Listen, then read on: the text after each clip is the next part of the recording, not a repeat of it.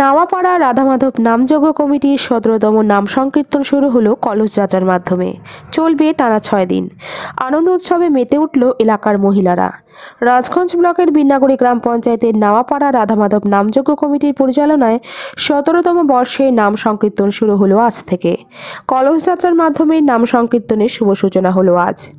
একসাথে গ্রামের প্রচুর মহিলা মাথায় কলস নিয়ে তিস্তা ক্যানেলে জল ভরতে গিয়েছিল। এই নাম সংকীর্তন চলবে টানা ৬ দিন। এই বিষয়ে রাধামাধব নামযজ্ঞ কমিটির সভাপতি সুজন রায় জানায়, রাধামাধব নামযজ্ঞ কমিটির আজকে ১৭তম এই কীর্তন ১৭ বছর থেকে এই কীর্তন চলছে। এখানকার গ্রামের মহিলারা সবাই মিলে এখানে একসাথে যোগদান করে এই নামযজ্ঞ অনুষ্ঠানটা চালায়।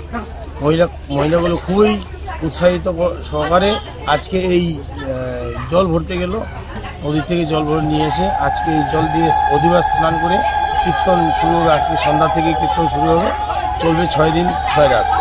পদাবলী হবে, বাউল হবে, আমাদের মহাপ্রভু ভোগ প্রসাদ হবে। ৬ দিন ধরে এই অনুষ্ঠান চলবে। খুব আনন্দিত এই মহিলাগুলো, আনন্দ সহকারে এই কীর্তনটা আমাদের সবাই মিলে সারা গ্রামে ৫-৭টা গ্রামে গিয়ে ভিক্ষা করে করে এনে চাল ২ কুইন্টাল ২.৫ কুইন্টাল জোগাড় করে সেগুলো প্রসাদ হিসাবে আমরা এই ভক্তদের সেবা করাই আর কি। এটা আমাদের বালুঘাট, রায়গঞ্জ, মাথাভাঙ্গা, নিশিগঞ্জ, কোচবিহার থেকে এই দলগুলো আসতেছে। উৎসাহিত এবং জ্ঞানের কিছুটা রাস্তাও খুলছে সবার। আস্তে আস্তে কীর্তনটা অনেক বড় হচ্ছে।